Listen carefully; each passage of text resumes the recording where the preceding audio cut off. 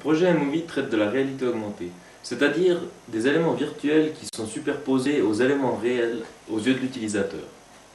Donc ces éléments virtuels peuvent être de simples objets que l'utilisateur pourra ensuite voir et manier, ou carrément des informations utiles superposées à des éléments du monde réel. Ce projet s'intègre au framework Vichy qui a été développé à l'école d'ingénieurs de Fribourg. Donc ce dernier permet de gérer tous les aspects relatifs à la réalité augmentée, c'est-à-dire la gestion des éléments virtuels, leur affichage, de savoir où se trouve l'utilisateur afin de disposer les éléments au bon endroit, et même d'effectuer des interactions avec ces éléments. Parmi les fonctionnalités de Vichy figure notamment la communication avec le matériel, notamment ce visiocasque. Celui-ci est équipé d'une caméra à l'avant et chargé de filmer la réalité. Après traitement, les images sont transmises aux deux écrans placés à la hauteur des yeux de l'utilisateur.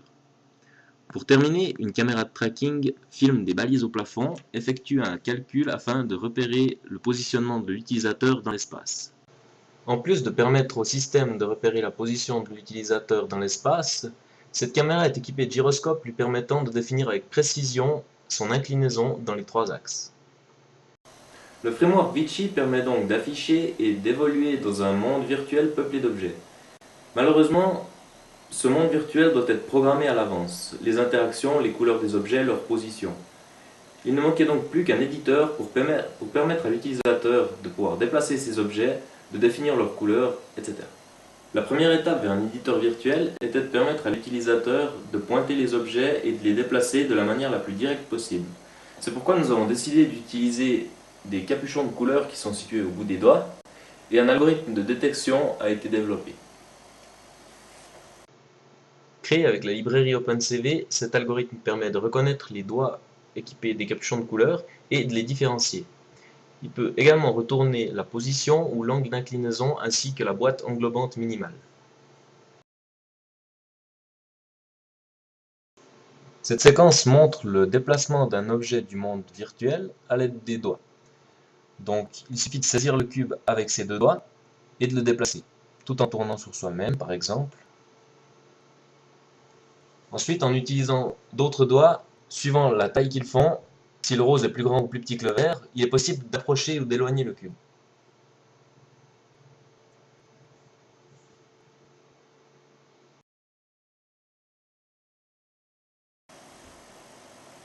Autre chose, l'utilisateur peut également effectuer des actions plus complexes sur les objets en utilisant une barre d'outils virtuelle qui est attachée à un tag qui est situé sur son poignet.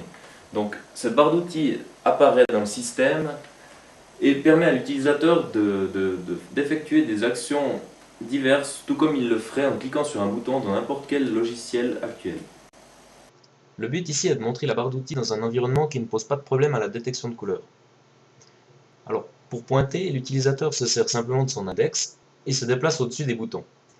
Ces derniers se colorent en rouge, ce qui permet de montrer que l'on pointe bien dessus. Pour cliquer, il suffit d'approcher son pouce de son index comme pour saisir un objet.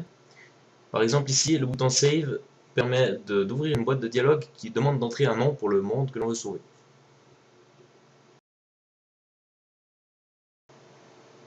Donc maintenant, je vais vous montrer les différents onglets de la barre d'outils en les sélectionnant avec les doigts. Mais il y a également la possibilité d'utiliser des raccourcis clavier ou la commande vocale, que ce soit pour les boutons ou les onglets. Donc là, je pointe sur mes onglets, ils se colorent.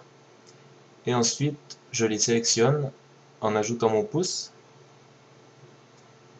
Donc on passe de l'onglet principal à l'onglet de création. Donc celui-ci permet de créer des objets, par exemple ici un cube, une sphère ou une théière.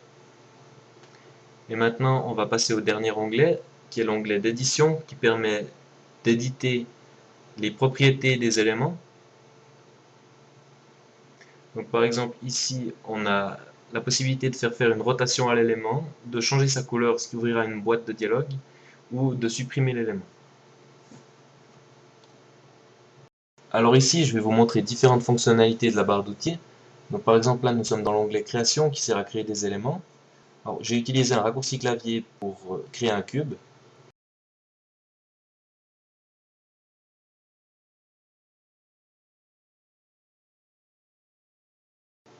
Alors après l'avoir déplacé, je le sélectionne à nouveau et à l'aide de mes deux autres doigts, je vais pouvoir l'approcher et l'éloigner comme auparavant.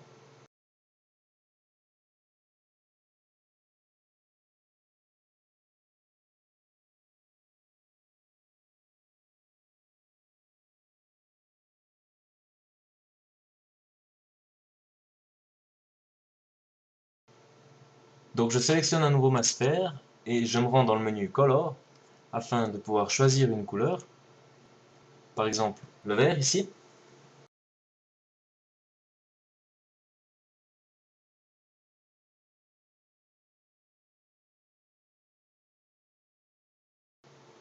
Là par exemple je crée un cube, de nouveau, je le sélectionne, je choisis une couleur, le bleu, et je lui demande de faire une rotation sur lui-même. Ensuite, je décide de créer un navigateur web, donc une boîte de dialogue s'ouvre me demandant l'adresse du site web que je veux afficher, et le navigateur apparaît. Je le déplace, et pourquoi pas, je lui fais faire une rotation.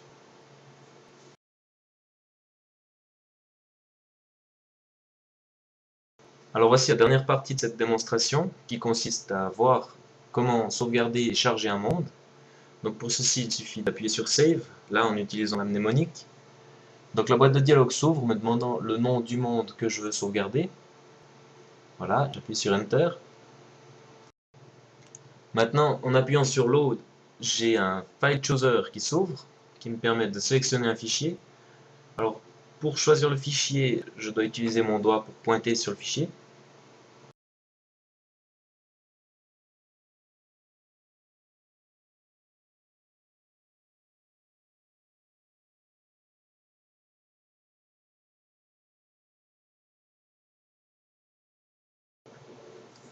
Alors, une fois qu'il est sélectionné, je peux appuyer sur Enter et mon monde se charge. Malheureusement, il y a un bug à ce niveau-là. Les éléments ne se positionnent pas correctement après le chargement du monde. Comme on l'a vu précédemment, le pointage des objets dans iMovie n'est pas fiable à 100%. En effet, il suffit que l'utilisateur tourne la tête pour qu'il y ait un changement de luminosité ou d'arrière-plan, ce qui perturbe la détection de couleurs. Par contre, il a été démontré qu'il est possible de pointer des objets et de les déplacer tout autour de soi dans un environnement virtuel. Un autre aspect intéressant de ce projet était de voir qu'une barre d'outils n'est pas simplement faite pour rester collée à un écran, mais peut également être transportée par l'utilisateur dans son environnement.